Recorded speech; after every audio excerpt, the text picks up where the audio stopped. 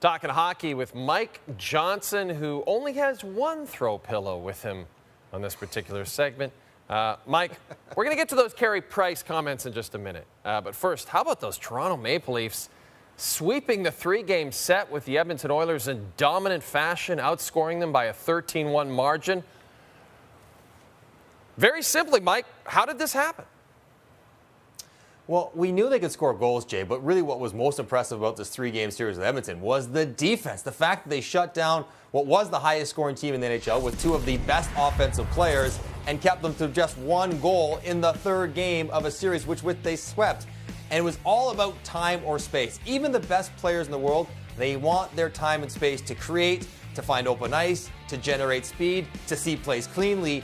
And if you watch Toronto throughout the series, it was always extra bodies, sticks, skates, bothering McDavid, bothering Draisaitl, whether it's up ice, on the rush, in their own end, just making it difficult for them to find any one-on-one situations, which they would win, but they couldn't find any. It was a team commitment. First line through fourth, all six defensemen. The goalies were good. It was as good and as clean as we've seen any team play Edmonton in the last few years. It was a statement. And what's really fascinating, Mike, is Edmonton could not have been hotter coming into this three-game series. They'd won 11 of 13.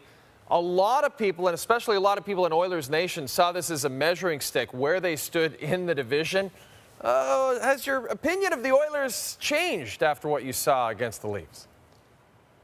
No, because I thought they were a good team, but they're not a great team. They have some holes, and I think those holes were exposed against the Toronto Maple Leafs. Problems for the Edmonton Oilers are as such. When McDavid and Draisaitl do not score, they don't get a lot of offense from anyone else. So it's on those top two lines to create everything. If they don't, goals are hard to come by. Offense from the defense has been good, but still their defensive structure and the defensive zone play gives up far too many chances. That's an issue, which can be overcome when your goaltender is on a heater like Mike Smith has been. But when Smith and Koskinen go to average, which is probably what they are closer to, then they don't make enough saves to compensate for some of those previous breakdowns. So, no, I still think they're a good team, but they're a flawed team, like most of the teams in the NHL. I think just the Toronto Maple Leafs, with how well they played, they exposed and took advantage of every one of those breakdowns. Let's get back to those Carey Price comments. Probably something a lot of athletes feel, but are you surprised that Carey Price just came out and said he doesn't care anymore about the perception that he doesn't care?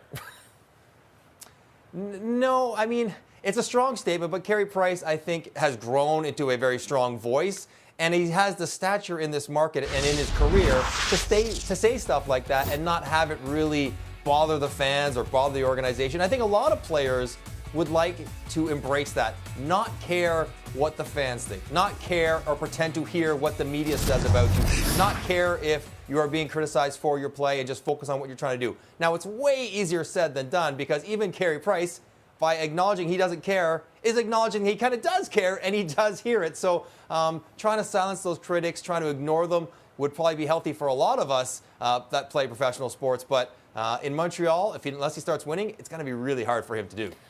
It'd probably help healthy for a lot of us hosting national sports shows too, Mike. That too, yes. So you are our resident TSN Edge expert. You do the Inside Edge segment on That's Hockey. We thought we'd get your take on how a couple preseason bets have fared so far this season. And specifically, you did this hits and misses segment. By the way, you can check this out on tsn.ca, Mike's full segment. But, Mike, what I wanted to ask you about is the goalies. That is the fascinating part of this list for me.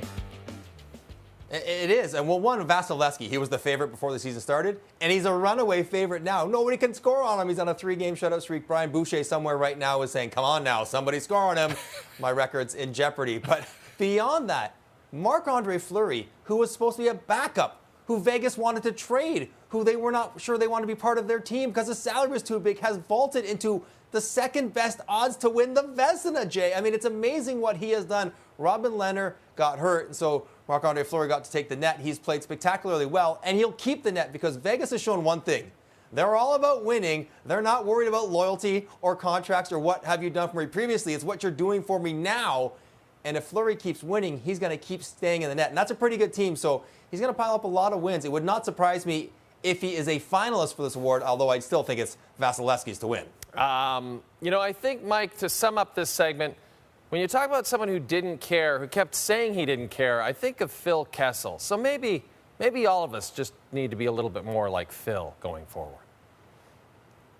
I don't care at all, and I love hot dogs.